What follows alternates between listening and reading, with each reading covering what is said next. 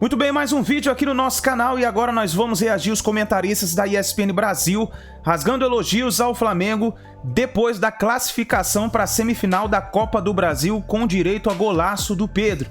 E quero já deixar os créditos desse vídeo ao canal da ESPN Brasil, link na descrição. Mas nação, já chega deixando seu dedo aí no like, se inscreva no canal, ativa o sino das notificações para você receber hoje as informações, notícias e os vídeos do Mengão, que hoje tem bastante vídeo aqui no nosso canal. Também se inscreva aqui, escreva aqui nos comentários o que você achou da grande vitória do Mengão, o que você achou do golaço do Pedro e escreva de qual lugar desse país ou do mundo você está assistindo nosso vídeo. Se você é do Rio de Janeiro, São Paulo, Bahia, Rio Grande do Sul, escreve aqui nos comentários pra gente saber aonde tem torcedor da nação em festa nesse momento. Então bora reagir a esse vídeo. Como eu falei, créditos eu deixo ao canal da ESPN Brasil, link na descrição do vídeo. Mas não pode exigir do cara, colocando o cara pra jogar 3 minutos. Sempre faço questão de lembrar. Sim. Em 3 minutos não dá pra fazer nada, entrando aos 43 do segundo tempo. Viu, seu Paulo Souza? Mas... Complete, desculpe. Mas o Pedro também teve maturidade suficiente para entender que precisava evoluir também em recomposição. E hoje a gente vê um time do Flamengo jogando mais compacto, de forma mais conjunta, mais solidária. E para mim, sim, o maior mérito do Dorival foi ter arrumado a defesa, porque nenhum outro técnico conseguiu depois do Jorge Jesus. Nem Rogério Ceni, quando foi campeão brasileiro, Paulo Souza muito menos, Renato Gaúcho, por mais que tivesse um bom ataque, era um time que não se pagava na defesa. Então, o Dorival conseguiu o que ninguém conseguiu depois do Jesus, dar segurança defensiva a esse time, começando do ataque. O ataque do Flamengo, Everton Ribeiro, Arrascaeta, Gabigol, Pedro, eles têm feito um grande papel na recomposição e nesse início de marcação. Por isso o Flamengo tem sido tão efetivo. O time do Dorival é o mais orgânico. Funciona como um organismo.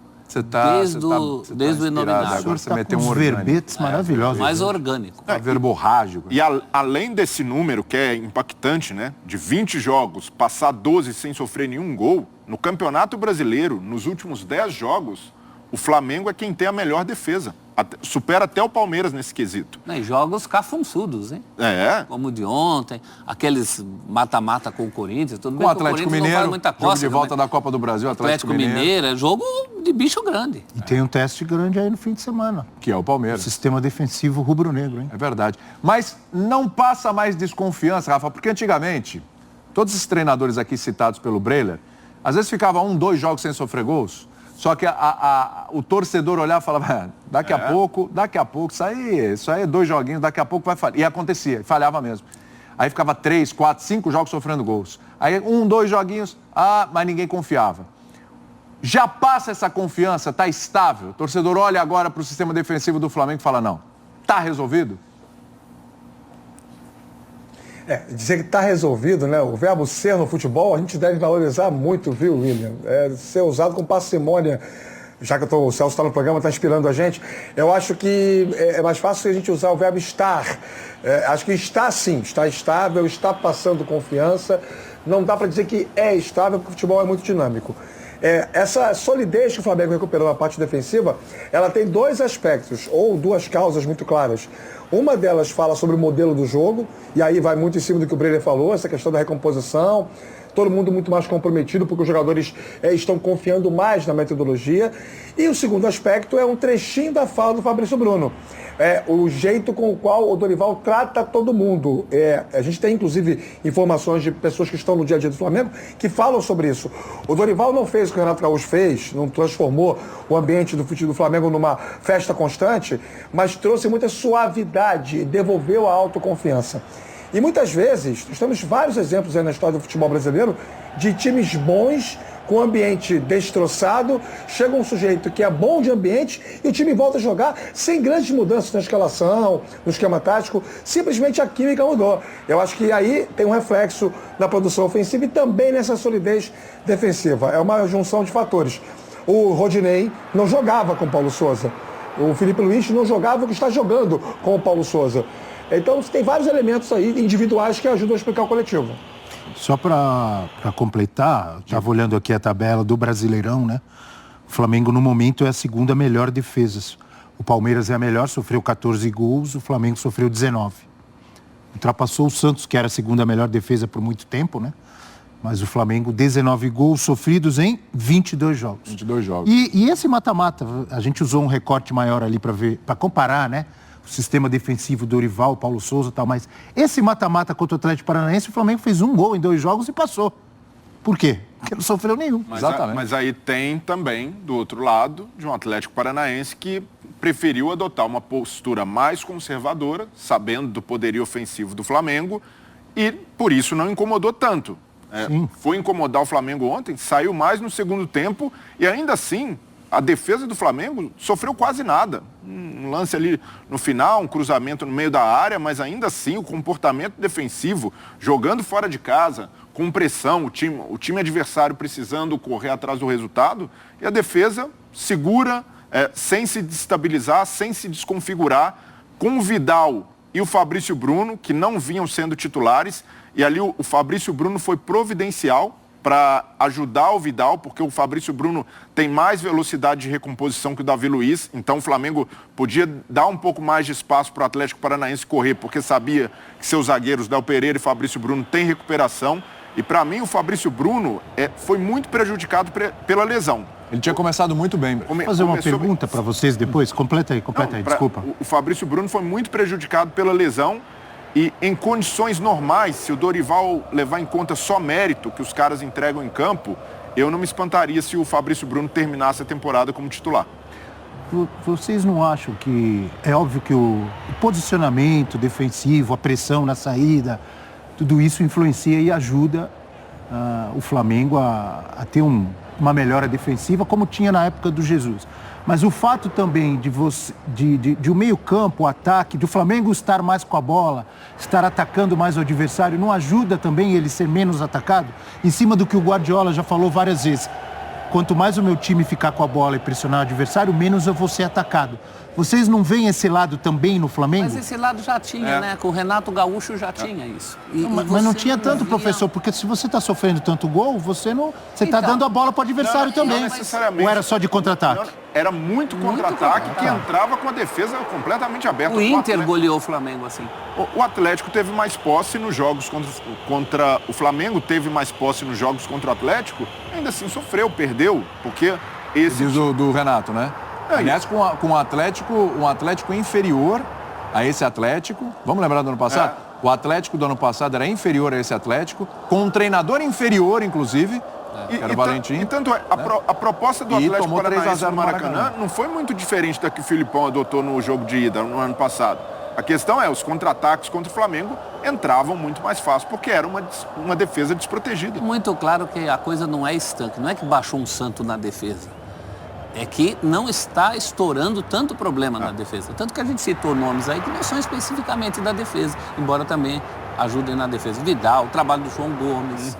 João Gomes é um todo-campista, né? Sim. Ele faz de tudo ali. Um pouco mais de atenção dos atacantes que tem. Eu acho que o Pedro, que o Abel cita, que o Paulo Souza dava pouco tempo para o Pedro, eu acho que num primeiro momento o Paulo Souza até foi o que mais deu espaço para o Pedro. Claro, depois o Dorival, mas o Paulo Souza deu espaço e ele foi tirando minutagem do Pedro conforme ele não via esse comprometimento. Ele chegou a falar nas coletivas.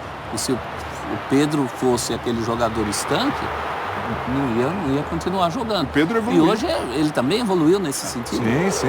A gente tem fã de esportes participando na hashtag F360BR. Vamos lá, quanto mais participação, melhor, hein? Vamos que vamos. Carlos Oliveira, o maior mérito do Dorival é não ter inventado. Não chegou com pompa e nem responsabilidade de construir ou reformular o time ou jeito de jogar. Ele deu confiança aos jogadores e fez com que todos entendessem o que ele quer, ao contrário do treinador antigo. Eduardo, só esqueceram de mostrar o goleiro que estava com Paulo Souza e o goleiro que está com Dorival. A diferença entre eles é absurda, esse é o ponto-chave. Opa, mas peraí, Paulo Souza que escolheu durante um tempo não colocar o Santos de titular. Ele quis o Hugo, ele ficou com o Hugo. Ele falou, meritocracia, sequência, etc., ficou o Hugo. Mas isso é verdade, é uma diferença muito grande. Mas também... O Santos é muito seguro, mas... A bola chega menos, mas quando chega ele tá lá, a bola tá chegando menos. Olha o Rosan querendo provocar aqui um novo debate, uma nova discussão entre o Rafa e eu aqui. Rosan, Você foi bem. Gostei da tua pimenta. Rosão Rosão tá querendo colocar mais fogo ainda aqui Dorival Júnior já provou que merece um novo contrato ou ainda é cedo para essa conversa? Ei, Rafa, responde aí, Rafa. Olha só. Já. O Dorival Júnior provou. O Flamengo hoje é um clube que é um time de futebol absolutamente confiável em todas as suas valências. Tá aí 11 jogos sem perder, são 10 vitórias seguidas e um empate, classificado para a semifinal da Libertadores, classificado para a semifinal da Copa do Brasil, em condições matemáticas de ser campeão brasileiro, jogando muito bem. O Dorival, sim. O Vitor Pereira, não. Vocês renovariam com o Dorival? Chegaria hoje com o Dorival, mas Dorival, vamos renovar. Eu esperava um pé na porta do Abel. Eu também. Epa! Eu também. A contradição. Cadê? Você gastou os cartuchos na primeira hora lá? Tá maldoso, você não era assim, Breno. Você tá andando muito com o William, com esses caras. É a convivência. É isso. Uma atitude diferente. O pior é que dá uma volta e a culpa sempre recai sobre mim, né? É um negócio impressionante, né? Vocês não assumem a responsabilidade. Eu vou dar uma de Vitor Pereira aqui, hein, na coletiva. Você quer que eu chegue partindo para cima do Rafa? Não, o Rafa, ele reviu o pensamento dele. Ele pensou. Ele chegou à conclusão. Vale a pena renovar quando você confia no técnico. Qual é o problema? O cara não pode mudar a opinião dele? É isso. Respeitem o Rafa. Só que o presidente do Corinthians tem elementos que nós não temos. Só isso. Você renovaria já com o Dorival? Vamos pegar, então. Já o Fã de Esporte participou, mandou a pergunta. Chegaria agora e falou assim, Dori, é nosso, vamos lá, senta aqui, vamos renovar. No atual momento do futebol brasileiro, se eu fosse dirigente, qualquer um que desse o mínimo de resultado já estava renovando, porque ir atrás de técnico é uma dor de cabeça desgraçada. O Dorival está com o povo, e quem está com o povo não cai, se bem que uma vez Gentil Cardoso foi campeão pelo Vasco, falou essa frase e foi demitido no dia seguinte. Mas... Claro, exatamente. O trabalho do Dorival é muito mais consistente, eu concordo com o Rafa, do que o do Vitor Pereira. Se eu renovaria com o Vitor Pereira no bloco anterior, não vou renovar com o Dorival nesse bloco? Agora vamos fazer um exercício futebol com a cabeça do futebol brasileiro. Lá vem maldade. Jogo do fim de semana. É preocupado. Palmeiras e Flamengo. Palmeiras vence bem, jogando. Aí não renova mais com o Dorival. Impõe taticamente. Não. Mantém o Dorival. O Dorival vai ficar até o fim do ano, no mínimo. Aí vem Flamengo e Vélez daqui a pouco. Fala, vai. Não, o Flamengo passa do Vélez, é o favorito. Vai pra final. E o Palmeiras passa. E aí, final, os dois, a revanche. Palmeiras e Flamengo na final da Libertadores.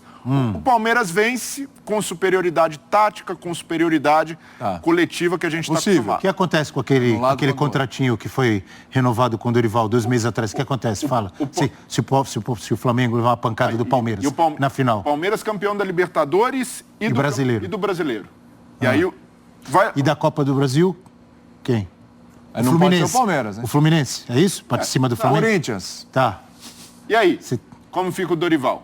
Dorival renovou, tranquilo, esse é o nosso treinador, porque ele arrumou a defesa, ele tem méritos táticos. A leitura não vai ser essa que a gente tem agora. No caso específico... Você está muito pessimista. O Flamengo perdeu tudo com esse time. Por isso que você não renovaria, então. Mas no caso específico do... Então você é resultadista. Você vai esperar o Dorival ganhar tudo? Não. Ou é tudo ou nada? No caso específico do Dorival... O Brenner não é resultadista, mas o Marcos Braz é.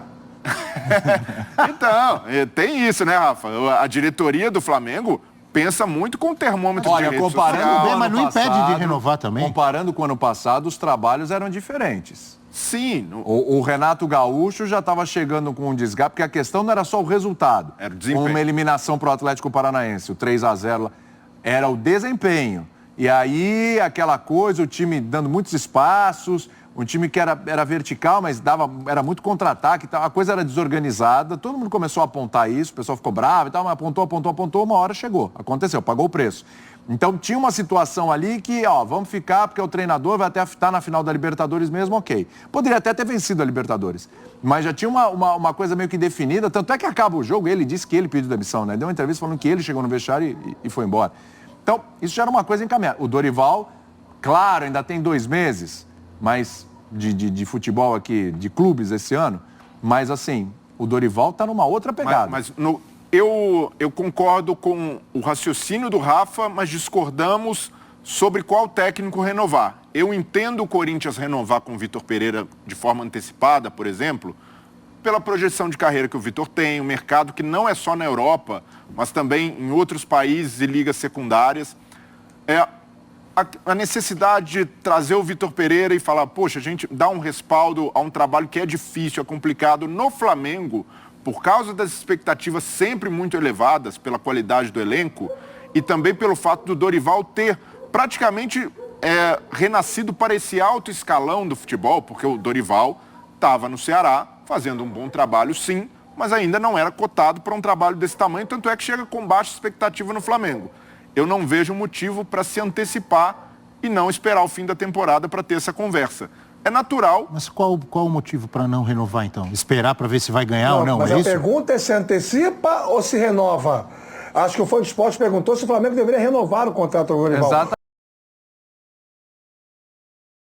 É isso aí, pessoal. E aí, qual é a sua opinião? Você acha que o Flamengo já deve renovar o contrato com o Dorival Júnior?